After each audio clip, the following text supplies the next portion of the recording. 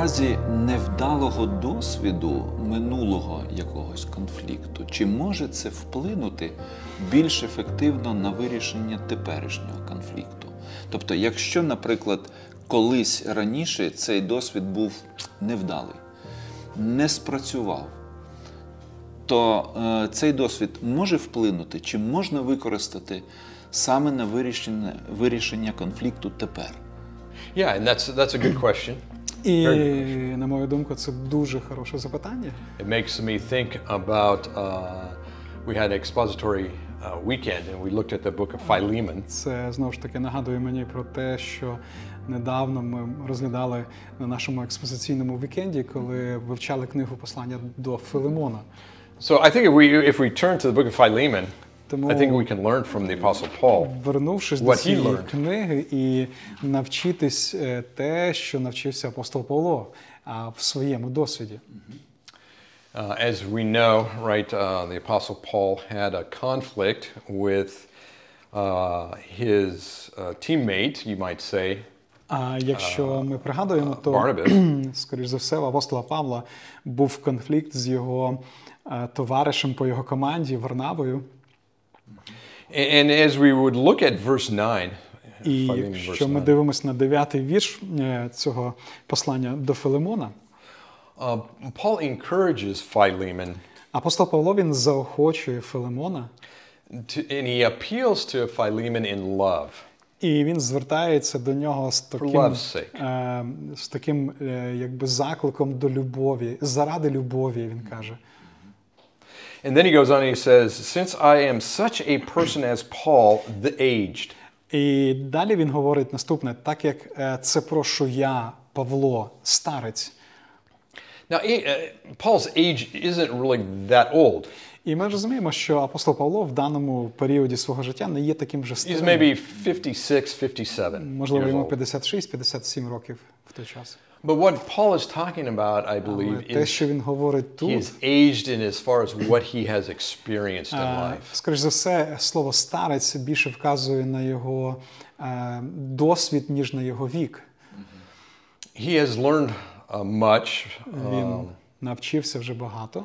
And I think specifically in the situation between Paul, Barnabas and Mark, особливо ситуації, яка склалась між ним, Варнавою і Іоанном Марком.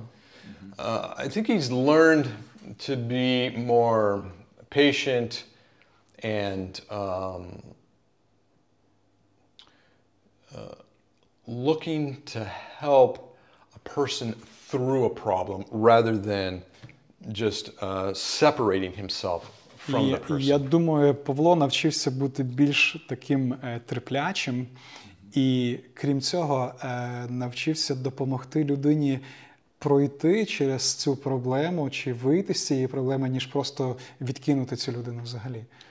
We know that Barnabas went with Mark. Ми знаємо, що Варнава все ж таки пішов з Марком місіонерську подорож. We don't have an account of what their ministry was, but they went and there was опису їхнього служіння, що трапилось далі. Also from Peter we understand.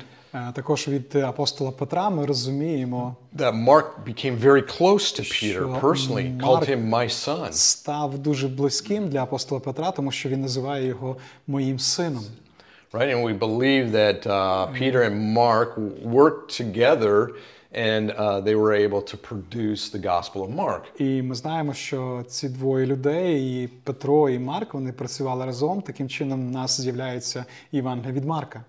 So I think Barnabas and Peter didn't, in a sense, give up on Mark, but they continued to input into his life and to help him grow and to mature. Як і Варнава, так і Петро, вони не відштовхнули Марка, але навпаки допомагали йому рости в його навіть помилках. And then we see what? Later on in Paul's life, you know, bring Mark to me. He's of value. He's of use to me in ministry. І потім, пізніше, вже в кінці життя, коли апостол Павло ув'язнений, він просить, щоб Тимофій привів Марка, тому що Марк йому потрібний. He's a fellow worker with me. Він називає Марка співпрацівником працівником своїм. So we see that there's been that restoration. Тому ми бачимо, що між цими двома братами відбулося це відновлення стосунків. So not just restoration, as well as a unity and even usefulness in ministry. Це не просто відновлення, але з'являється ця єдність і корисність для служіння.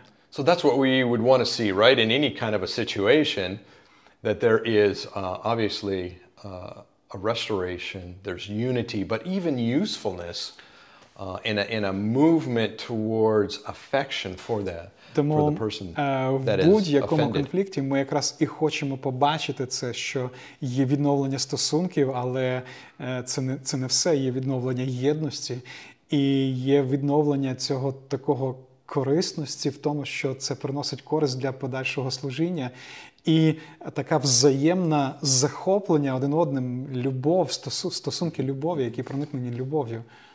So I see that, I think we can see that parallel that we have now Paul encouraging Philemon to learn from Paul what he's experienced with his situation with Mark. Тому я вважаю, що апостол Павло зараз в посланні до Филимона заохочує Филимона таким, би мовити, паралельним прикладом своїм, що подивись, я навчився і зрозумів це в стосунках із Марком, тому тобі варто це навчитись в стосунках із Онисимом. So now Philemon will treat Onesimus and want to input into his life to help Onesimus grow and mature and to be useful Филимон, він in повинен ministry. Віднестись до Онисима саме таким чином, щоб їхні стосунки відновились, і єдність відновилась між ними, і також це стало корисним для служіння. And I think as well it helps us to understand that we should seek advice and counsel from, older aged, you might say, believers that can help us through life situations. І тому це також спонукує нас, якщо ми знаходимося в конфлікті, нам потрібно шукати поради таких досвідчених братів, які могли би нам допомогти своїми порадами. Because God has helped them go through life issues and to apply God's word to specific дозволив situations. їм пройти через ці питання, різні питання життя, і він дав їм досвід, як вони з цим справились, тому вони можуть абсолютно бути великою допомогою. Грег, дуже дякую за цю відповідь.